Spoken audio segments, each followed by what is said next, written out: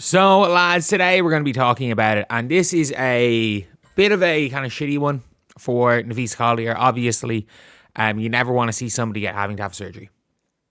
You just don't want to see it. So, Fee is here. How do you see here?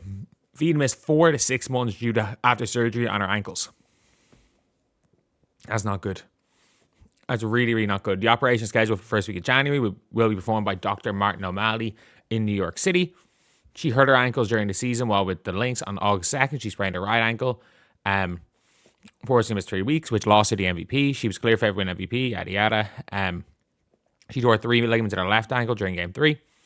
And look, my guess is that she tried to, play on during a tried against Unrivaled, realized, oh shit, my ankles are still fucked.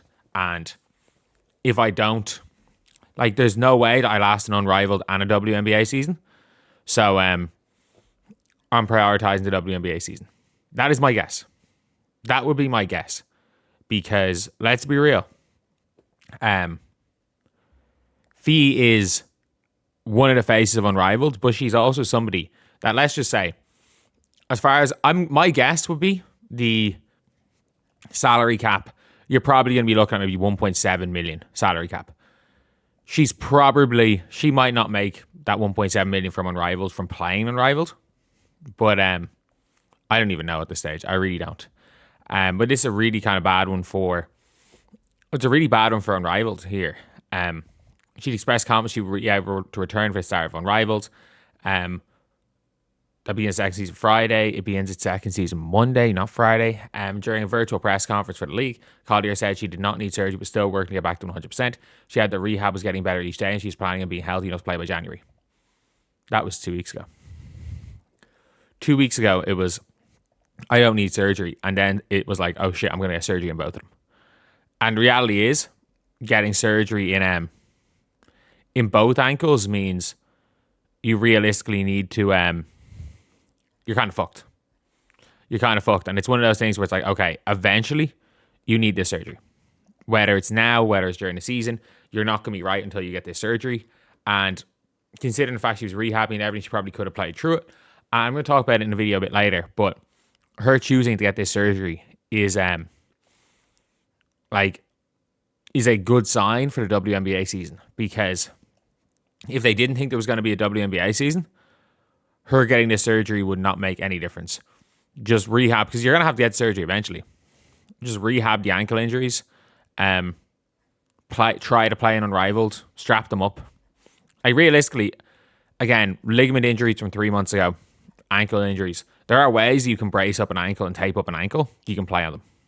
I have a teammate this year and he ended up tearing 5 ligaments in his ankle.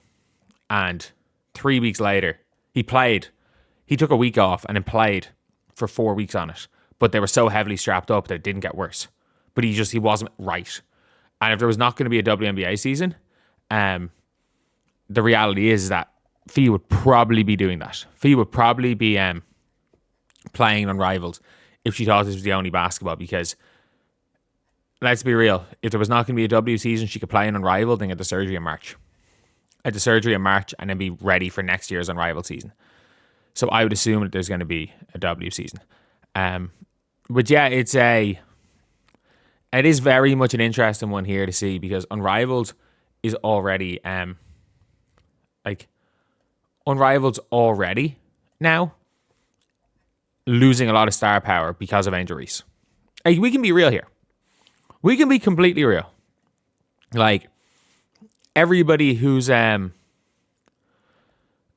matter who you're a fan of, you have to admit, whether you want to watch Angel, a lot of people want to watch Angel Reese lose. So that's the thing with Angel Reese, is people care one way or the other. I think in a lot of situations with Paige, people don't really care. Fee got 1 million All-Star votes because she was just absolutely killing it last season. She was the best player around. But yeah, it's going to be an interesting one when you lose a co-founder who was your MVP. 2 of the 3 all Unrivaled first team members are not playing Unrivaled this year.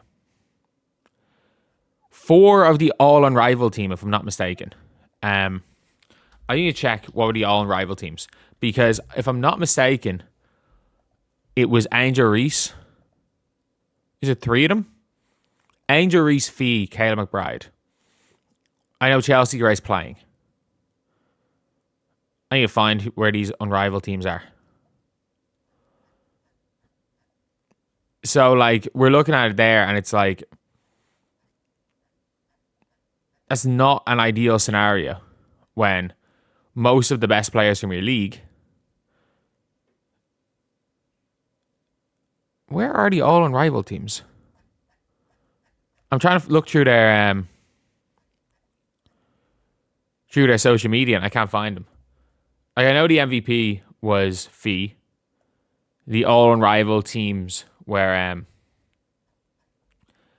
okay, second team was Diggins, Ryan Howard, and Angel Reese. So they've lost 3. They've lost 3 of their All Unrivaled team members, and there was only 6 of them.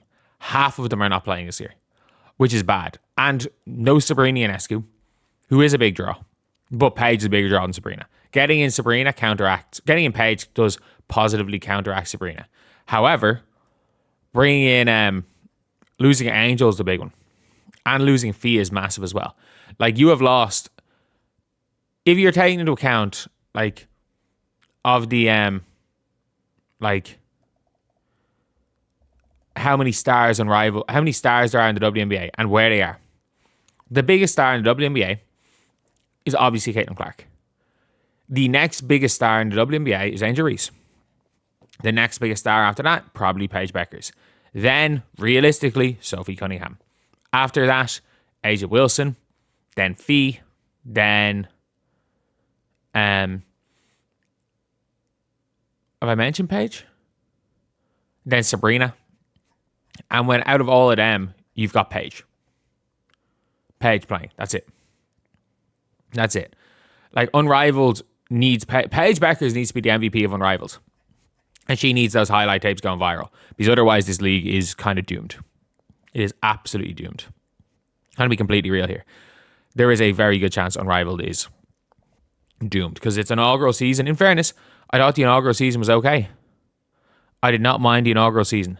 However, I do think that the second season is going to be nothing like the first season. And I do think that we're very close to Unrivaled being considered just doomed, completely doomed to and set to fail. So, yeah. Let me know what you guys think in the comment section below. And as always, thank you guys for watching. Please like, comment, and subscribe.